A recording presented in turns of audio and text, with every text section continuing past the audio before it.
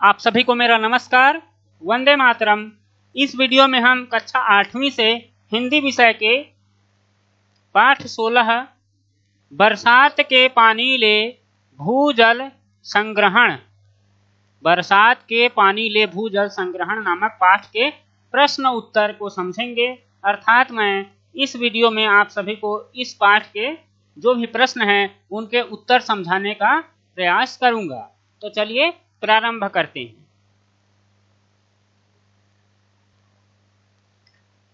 हम देखते हैं अभ्यास वाले प्रश्न में। तो पाठ से वाले खंड से पहला प्रश्न आता है, भूजल काला कथें। यह एक छत्तीसगढ़ी पाठ है। ठीक है, आप सभी जानते हैं यह एक छत्तीसगढ़ी पाठ है जिसमें भूमिगत जल को या फिर जमीन के अंदर चले जाने वाले पानी को इकट्ठा करने की जो विधियां हैं उनके बारे में बताया गया है और उसके महत्व के बारे में समझाया गया है। ठीक है, बरसात के पानी को किस प्रकार से हम इकट्ठा करके संग्रहित कर सकते हैं उसी को समझाया गया है। तो यह एक छत्तीसगढ़ी पाठ है। तो पहला प्रश्न आता है, भूजल काला कथें, मतलब भूमिगत जल किसे कहते हैं। ठीक है, तो इसका उत्तर हो जाएगा, जौन पानी है बरसात में बोहा के धरती के चट्टान भीतर में समा के सोखा जाथे उही ला भूजल कहथे। आप लोग ऐसे ही लिख सकते हैं छत्तीसगढ़ी में। इसका हिंदी में अगर हम उत्तर देखें तो इसका हिंदी में उत्तर हो जाएगा, वर्षा का पानी जो बहकर धरती के अंदर चट्टानों में समा कर सूख जाता है या जिसे चट्टान सोख लेता है उसे भूजल कहते हैं। ठीक है, अगला प्रश्न है, भूजल के उपयोग काबर बाढ़ गए है, अर्थात भूमिगत जल का उपयोग क्यों बढ़ गया है। तो उत्तर में आप लिखेंगे, हमर शहर और गांव के आबादी बहुत बढ़े के सेथी भूजल के उपयोग घलो बाढ़ गए है। हमार शहर और गांव के आबादी बहुत बढ़े के सेती भूजल के उपयोग घलो बाढ़ गए है। ठीक है, या फिर अर्थात हमारे शहर एवं गांव की आबादी बहुत बढ़ जाने के कारण भूमिगत जल का उपयोग भी बढ़ गया है। अब अगले प्रश्न की ओर आगे बढ़ते हैं। अगला प्रश्न है, भूजल के भंडार काबर कम होवत जात है, अर्थात भूमिगत जल के भंडार क्यों कम होते जा रहे हैं। तो इसका उत्तर हो जाएगा, बिजली मिले के कारण शहर और गांव में बहुत ज्यादा नलकूप लगे हैं। खेती किसानी और कल कारखाना में पानी के उपयोग करे जाते हैं। तेखर नतीजा ये होइस के बरसात के जल के पानी जमीन में रिसथे, ओखर ले ज्यादा पानी हमन उपयोग करे बर बाहिर निकालथन। ए सब मन के खातिर भूजल के भंडार हा कम होवत जात है। हिंदी में अगर हम कहें, बिजली मिलने के कारण शहर और गांव में बहुत ज्यादा नलकूप लगा है। खेती किसानी और कल कारखानों में पानी का उपयोग होता है।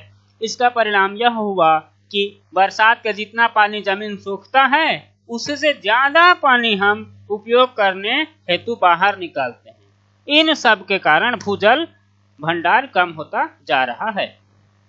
अगला प्रश्न है, बारहमासी नदियां नरवा कम होए के का कारण है, मतलब बारहमासी या फिर 12 महीने नदी नालों के कम होने के क्या कारण हैं। उत्तर हो जाएगा, जंगल के भारी कटाव और गहन खेती के कारण बारहमासी नदियां नरवा कम होवत जात है। अगला प्रश्न, बरसाती पानी के जमीन के भीतर कम रिसे के का कारण है।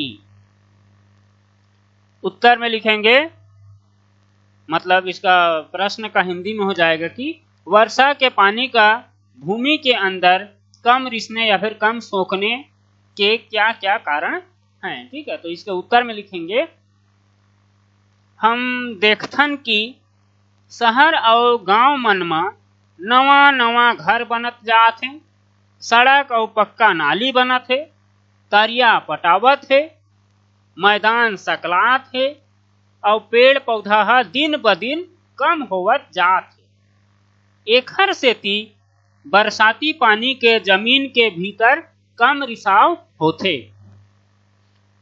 या फिर हम देखते हैं कि शहर और गांवों में नए नए मकान बन रहे हैं, सड़कें तथा नालियां पक्के बन रहे हैं, तालाब पट रहे हैं, मैदान कम होते जा रहे हैं, पेड़ पौधे दिन ब दिन कम होते जा रहे हैं। इसके कारण जमीन के भीतर बरसाती पानी का रिसाव कम होता जा रहा है। ठीक है, अगला प्रश्न है, बरसाती नदिया नरवा के पानी ला कैसे रोके जा सकत है। मतलब बरसात में जो पानी गिरते हैं और नदी नालों में बहते हैं, उन पानी को या फिर उस जल को किस प्रकार से रोका जा सकता है, प्रश्न ऐसा पूछ रहा है। तो इसमें आप लिखिएगा कि बरसाती नदिया नरवा के पानी ला रोके बर ओखर पाट में या फिर तीर में जमीन के भीतर में बांध बना देना चाहिए। एखर से बरसात के बोहाए पानी है ओमा सकलाए रही। हिंदी में कहें तो बरसाती नदी नालों के पानी को रोकने के लिए उसके किनारे जमीन के भीतर बांध बना देना चाहिए, इससे वर्षा का बहने वाला जल उसमें संग्रहित रहे।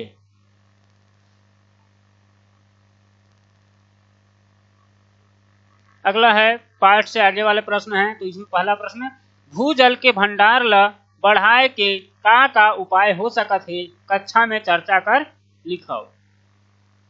तो इसके उत्तर में आप लिख सकते हैं, फोकट फोकट बहैया बरसाती पानी ला कछु सरल उपाय करके जमीन के भीतर पहुंचाए जा सकते। ये ढंग ले सकलाए पानी ले भूजल भंडार बढ़थे। एखर बर धरती में सोख्ता गड्ढा, झीरिया या बांध बनाए जा सकत है।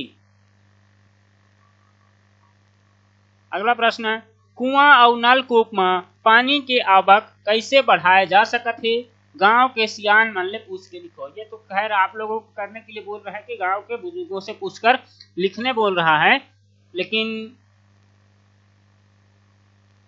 चलिए इसके भी उत्तर हम बताने का प्रयास करते हैं। तो इसके उत्तर में आप लिखिएगा, नदिया नरुआ के पार में बांध बना के ओखर बोहावत पानी ला रोके जा सकत है। ये ढंग ले कुआं और नलकूप में पानी के आवक बढ़ही।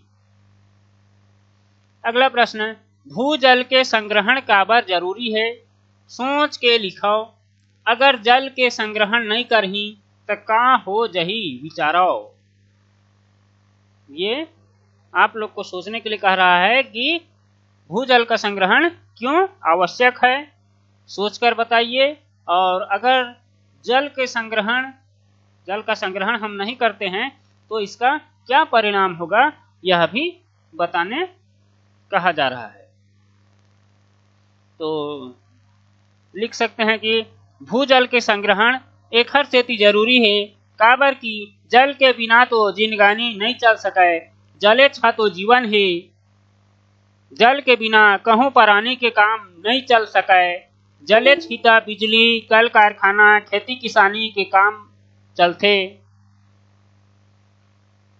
भूजल के संग्रहण करके भूजल भंडार ला बढ़ाए जा सकत है और ओखर भविष्य में उपयोग करे जा सकत है। ठीक है, अब आगे है भाषा से।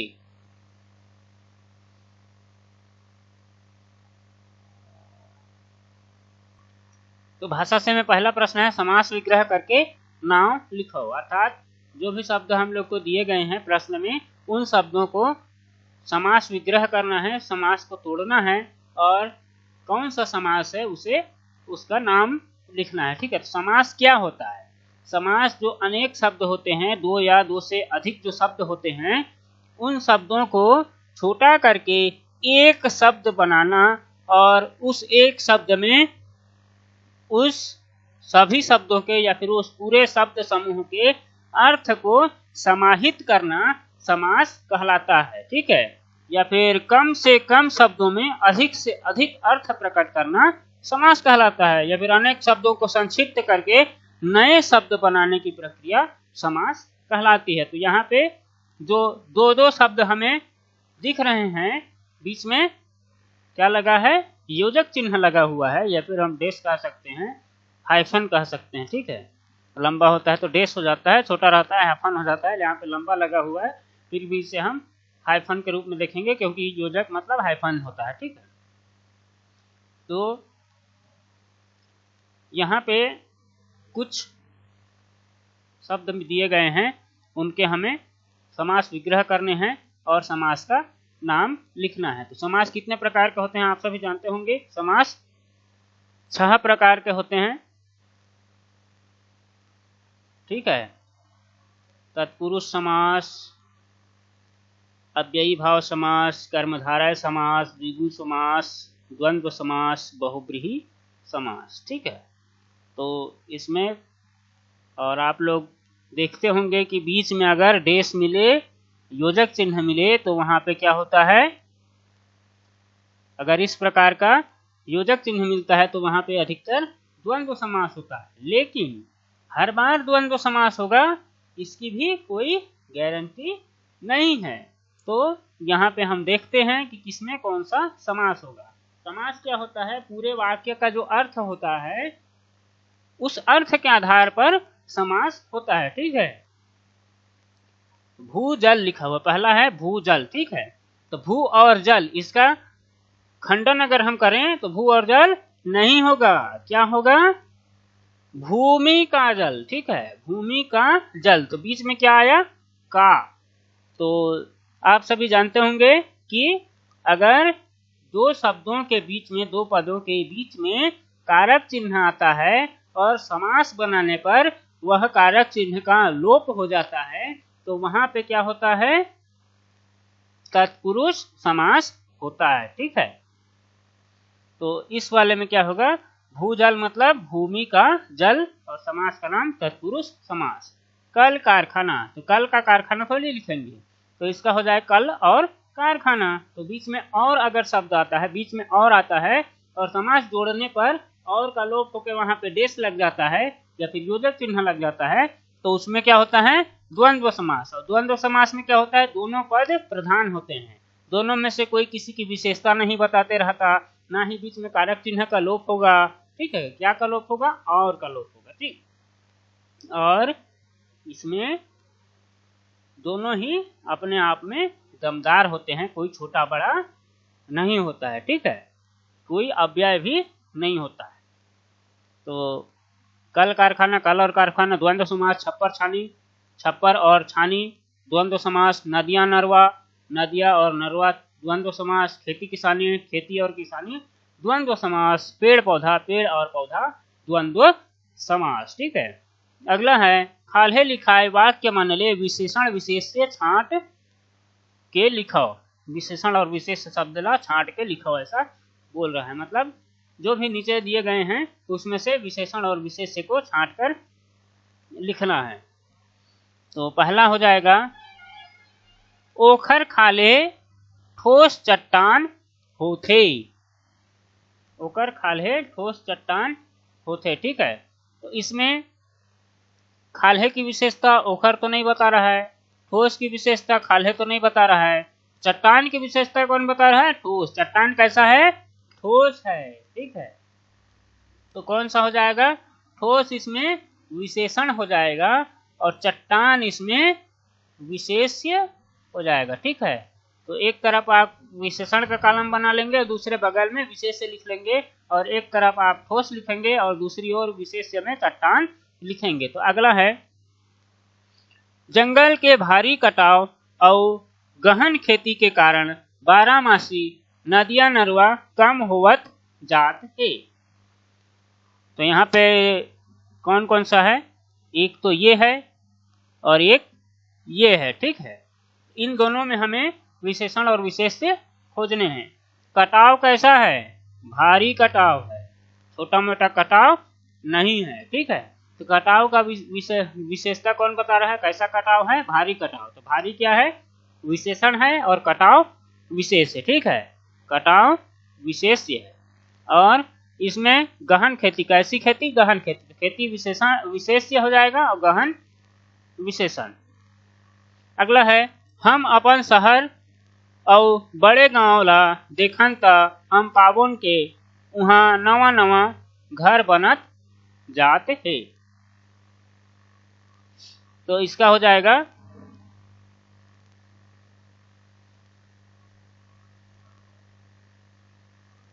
यहाँ पे है गांव, ठीक है। तो गांव की विशेषता कौन बता रहा है? बड़े, ठीक है। कैसा गांव है? बड़े गांव, ठीक है। गांव कैसा? बड़े गांव। तो यहाँ पे हो जाएगा गांव विशेष्य, बड़े विशेषण। घर, नवा नवा घर, पुराना पुराना घर नहीं। तो घर की विशेषता कौन बता रहा है? नवा नवा, ठीक है। तो यहाँ पे घर विशेष्य और नवा नवा विशेषण। अगला है, शहर और बड़े गांव में कई ठन सुखा और बेकार तरिया रहित हैं।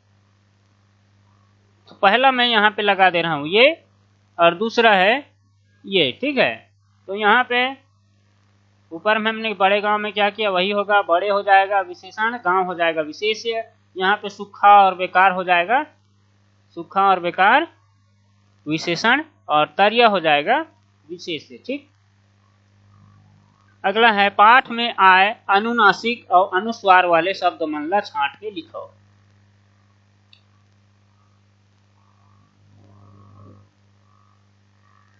अनुनासिक किसे कहते हैं? ठीक है, अनुनासिक मतलब चंद्र बिंदु, जो ऊपर में बिंदु लगता है और नीचे एक चंद्रमा का जैसा निशान लगता है, उसे चंद्र बिंदु कहते हैं और उसका सही नाम होता है अनुनासिक, ठीक है।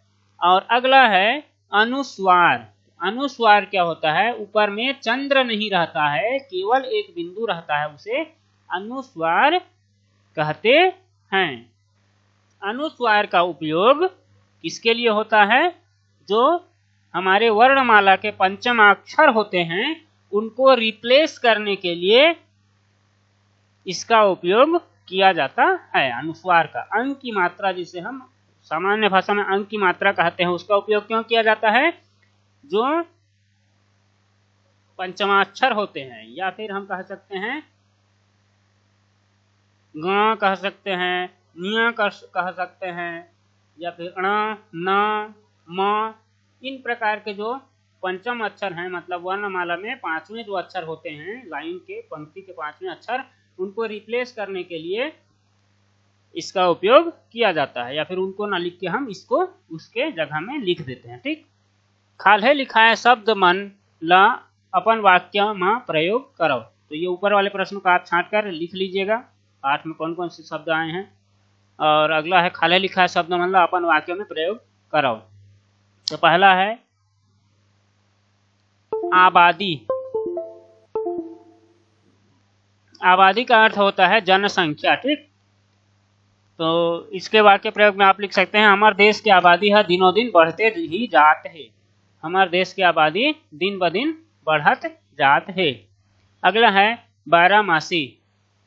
बारहमासी मतलब 12 महीने, ठीक है। तो बारहमासी का हो जाएगा 12मासी लिख सकते हैं। इसका वाक्य प्रयोग हो जाएगा, जंगल के भारी कटाव और गहन खेती के कारण बारहमासी नदियां नरवा कम हुआ जात है। पाठ से इसको मिल जाएगा। संगे संग मतलब साथ साथ, संगे संग का अर्थ साथ साथ। और इसके वाक्य प्रयोग में लिख सकते हैं, घरू उपयोग के संगे संग खेती किसानी में घलो भूजल के उपयोग करे जात है। तीर तकार मतलब आस पास, ठीक। इसका अर्थ हो जाएगा आस पास। आस पास के तीर तकार के लिए हम वाक्य प्रयोग लिख सकते हैं, मकान के अंगना या तीर तकार के खुला जमीन ले बोहावत पानी ला सोख्ता गड्ढा बना के उमा संग्रहित कर जमीन के भीतर पहुंचाया जा सकत है। निस्तार। निस्तार के लिए मतलब निस्तार मतलब निकास या फिर बाहर निकालना होता है, ठीक है। गंदा पानी के निस्तार पर घर के तीर तखार में सोख्ता गड्ढा बनाना चाहिए। अगला है, पानी है त जिनगानी है, ये विषय ला लेके 10 वाक्य लिखो। तो इसे आप स्वयं से भी कर सकते हैं अगर मेरी बात माने तो। इसमें बहुत चीजें लिखने के लिए हैं, जैसे रहीम की कविता आप लिख सकते हैं, रहीमन पानी राखिए बिन पानी सब सून, पानी गए न उबरे मोती माने सून। या फिर रहीम कवि कहते हैं कि पानी की बचत कीजिए क्योंकि पानी के बिना यह संसार सूना है, पानी के बिना मोती मनुष्य और चूना का कोई महत्व नहीं है। पानी हा सब प्राणी पर एकदम जरूरी होते। पानी के बिना खेती किसानी बिजली उत्पादन नहीं हो सके, पानी के बिना कल कारखाना खोलो नहीं चल सके, पानी के बिना जलवायु ला बहुत नुकसान हो ही, पानी के बिना ये पृथ्वी में जीवन असंभव है। इस प्रकार के कई चीजें लिख सकते हैं जो पानी के बिना जो भी चीजें होंगी और पानी के जो भी लाभ हैं उनको आप लिख सकते हैं इसमें 10 वाक्य। ठीक। अगला प्रश्न है, गांव के नदिया तरिया और बोरिंग के पानी ला प्रदूषित होए ले बचाए के उपाय लिखो। तो उत्तर में लिख सकते हैं, गांव के नदिया तरिया और बोरिंग के पानी ला प्रदूषित होए ले बचाए के उपाय। घर ले निकले गंदा पानी ला नदिया नरवा और तरिया में बहाना नहीं चाहिए, पहला हो गया। ओखर निस्तारी बार अगर अलग ले नाली और गड्ढा बनाना चाहिए। गांव के मवेशी मन ला नदिया नरवा और तरिया में नहलाना धुलाना नहीं चाहिए। बाहिर बट्टा ले आके नदिया नरवा और तरिया में नहीं धोना चाहिए। और ओखर तीर तकार में गंदगी नहीं करना चाहिए। पिए के पानी ला साफ रखना चाहिए और ओमा दवाई डालत रहना चाहिए जेखर ले पानी में कीड़ा झन हो सके। तो इतना आप लिख सकते हैं। नीचे आप लोग को कुछ योग्यता विस्तार के प्रश्न मिलेंगे, इसे आप स्वयं से पूर्ण कीजिएगा। ठीक। तो इस पाठ के जो भी प्रश्न हैं वो यहीं समाप्त होते हैं। अगर आप लोगों को वीडियो पसंद आया हो तो वीडियो को लाइक अवश्य करें और चैनल को सब्सक्राइब कर लें। धन्यवाद।